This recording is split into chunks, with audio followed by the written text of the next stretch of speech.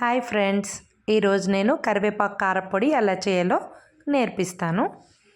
First అయితే కరివేపాకు నీట్గా కడిగి ఎండలో వేసుకోండి. బాగా ఎండిపోయిన తర్వాత ఒక పళ్ళెలో పక్కకు పెట్టుకోండి. తర్వాత మనకి మూకుడు తీసుకొని మూకుడులో ఒక స్పూన్ ఆయిల్ వేసి శనగపప్పు ఒక గ్లాస్ తీసుకున్నాను. స్మాల్ గ్లాస్తో గ్లాస్ శనగపప్పుని కొంచెం దోరగా వేయించండి. అవి కొంచెం వేగిన తర్వాత మెంతులు ఒక హాఫ్ స్పూను, అలాగే మళ్ళీ ఒక టీ గ్లాస్ చిన్న గ్లాస్ ఉంటుంది కదా, మినీ గ్లాస్ సైజు, దాంతో మినప్పప్పు అవి కూడా కొంచెం వేగిన తర్వాత ఒక 2 స్పూన్లు ధనియాలు, ఒక 2 స్పూన్లు జీలకర్ర వేసి మంచిగా దోరగా వేయించండి.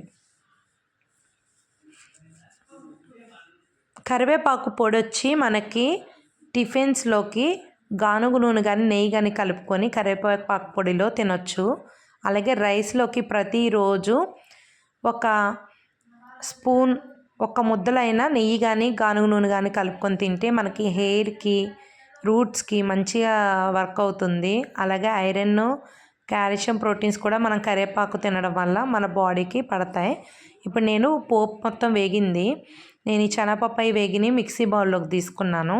తర్వాత మళ్ళీ ఒక హాఫ్ స్పూన్ ఆయిల్ వేసి వెల్లుల్లిపాయలు ఒక 8 తీసుకున్నాను. వెల్లుల్లి కూడా వేపి మిక్సింగ్ బౌల్లోకి తీసుకోవాలి.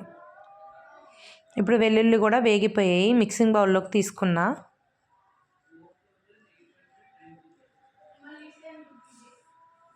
నెక్స్ట్ ఎండుమిరపకాయలు ఒక హాఫ్ స్పూన్ ఆయిల్ మళ్ళీ మనకి బాండీలో వేసుకొని ఇప్పుడు ఒక 15 ఎండుమిరపకాయలు కొంచెం కరకరలాడేలాగా వేపాలి. ప్లీజ్ ఫ్రెండ్స్, నా ఛానల్ని సబ్స్క్రైబ్ చేయండి, లైక్ చేయండి అండ్ షేర్ చేయండి. ఫ్రెండ్స్, నేను కొత్తగా ఛానల్ చేస్తున్నాను. ప్రతి ఒక్కళ్ళు నా ఛానల్ ప్రమోట్ చేయండి, మీ ఫ్రెండ్స్కి షేర్ చేయండి. ఫ్రెండ్స్, ఇప్పుడు మళ్ళీ ఎండుమిర్చి మిక్సింగ్ బౌల్లోకి తీసుకున్నాం కదా, మళ్ళీ ఒక స్పూన్ ఆయిల్ వేసి కరివేపాకుని లైట్గా వేగుతూ ఉండండి. మన కరివేపాకు ఎండలో పెట్టినప్పుడే కరకరలాడుతూ ఒక్క రోజులోనే ఎండిపోతుంది. మంచిగా తడి లేకుండా అవి ఎండితే సరిపోతుంది. మనకి ఎండ లేదన్నప్పుడు జస్ట్ వాష్ చేసుకొని మన ఇంట్లో నీడ పట్టునే ఎండలో ఎండ పెట్టకపోయినా నీడలో ఫ్యాన్ కింద పెట్టైనా సరే కరివేపాకును ఆరబెట్టుకోవచ్చు. ఇప్పుడు కరివేపాకుని మంచిగా రోస్ట్ అయ్యేలాగా కరకరలాడుతూ కరివేపాకు చేతులు ఇట్లా మెదిపితే కరకరమని సౌండ్ వస్తుంది. అలా కరివేపాకును వేపాలి. చూడండి ఎట్లా ప్రెస్ అవుతుందో, కరివేపాకు అలా ప్రెస్ అయిపోతుంది వేపిన తర్వాత. అలా ఉంటే మీకు పొడి పర్ఫెక్ట్గా వస్తుంది. నేను ఆల్రెడీ పోపు, శనగపప్పు, మినపప్పు ఏవైతే వేపామో అవన్నీ మిక్సీ బౌల్లోకి వేసుకొని మిక్సీ చేసి పెట్టుకున్నాను. ఇప్పుడు కరివేపాకు వేపిన తర్వాత కరివేపాకు కూడా దాంట్లోకి యాడ్ చేసుకోవాలి. ఫస్ట్ అయితే పొడి చేసుకొని పెట్టుకోవాలి. మనకి పోపు అంతా పొడి అయిన తర్వాతే కరివేపాకు వేయండి. ఇప్పుడు కరివేపాకు మిక్సింగ్ బౌల్లోకి తీసుకున్నాను.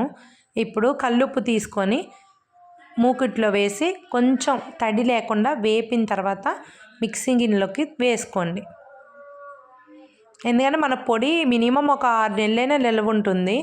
ఈ ప్రాసెస్ ఇలా చేసుకుంటే మాత్రమే మీకు ఆ పొడి ఎన్ని రోజులైనా ఫ్రెష్గా ఉంటుంది. ఉప్పు కూడా తడిది వేసామంటే మనకి పొడి పాడవుతుంది. అందుకోసం ఒక ట్రిప్పు నేను ఆల్రెడీ కరివేపాకును పోపు మిక్సీ వేసాను. ఇది 2వ ట్రిప్పు. మళ్ళీ కరివేపాకు ఇంకా ఉంటే వేపి వేస్తున్నాను. నేను కరివేపాకు ఎక్కువ చేస్తున్నాను పొడి. Thank you friends.